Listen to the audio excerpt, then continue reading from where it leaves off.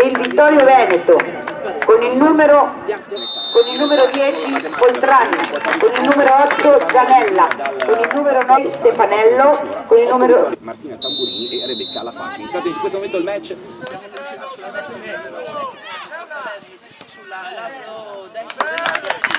Però è fondamentale ormai nella retaguardia del secondo, messa tra la loro offensiva da Battistoni, cerca ancora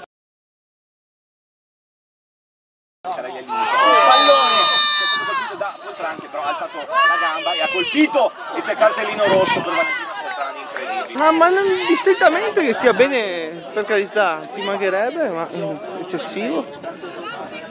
No, non c'era assolutamente cattiveria, aveva il piede alto, c'era sì, con una giocatrice in meno, sul pallone va con la destra, anzi Battistoni prova la conclusione. Sono molto alto in questa fase, prova il lancio con la mancino da rosso, pallone, che poi torniamo per De Martini,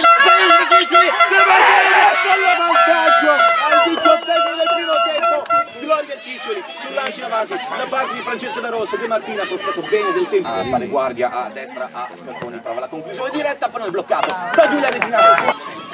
Il 3 batte corto il pallone per Porcarelli, prova di la conclusione del giro, il pallone finisce di la numero 11, prova a scambiare ancora con Furlan, triangolo finisce, prova a mettere il cross Furlan, cross interessante con l'attacco da Cira, De Martina, poi ha provato la coordinazione, Porcarelli però tentenna, riesce a servire all'indietro Battistoni, occhio al cross di Battistoni, diventa un tiro da parte di Fanoni su Bellucci. Per concesso un rosso molto generoso sul pallone c'è però la Jesina che batte in questo momento.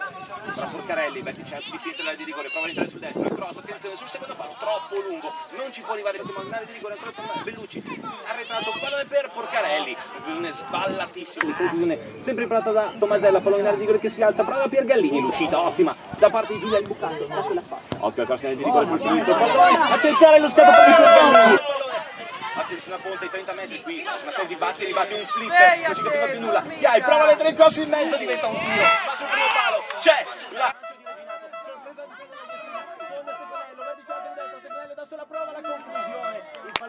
Per Benci al rigore, Benci la conclusione, per Pozzolo ancora Benci e poi blocca Reginato. Il mister Fabio Toffolo si scada molto via, attenzione al di rigore, prova la conclusione girante addirittura. Controllato poi da Porcarelli che lo può scambiare ancora con Piergallini. La conclusione di Porcarelli, pallone che termina non lontano. Comunque vediamo che siamo anche lontani, c'è anche una pista atletica. Dovete vedere, attenzione al calcio con la smanacciata di Giulia Reginato. Era salito anche il portiere che era ancora fuori, allora prova l'invio, attenzione al piatto, c'è Ponte, Ponte, si deve entrare, Ponte deve provare la battuta, vede il pallone però, c'è Stefanello è in fuori gioco e qui forse ha sbagliato però, perché diventa Ponte per testa di Zanella, poi Tomasella, arriva al limite, finisce, l'arbitro Recchio di Brindisi, inferma che Vittorio Veneto in 10 uomini per 70 minuti.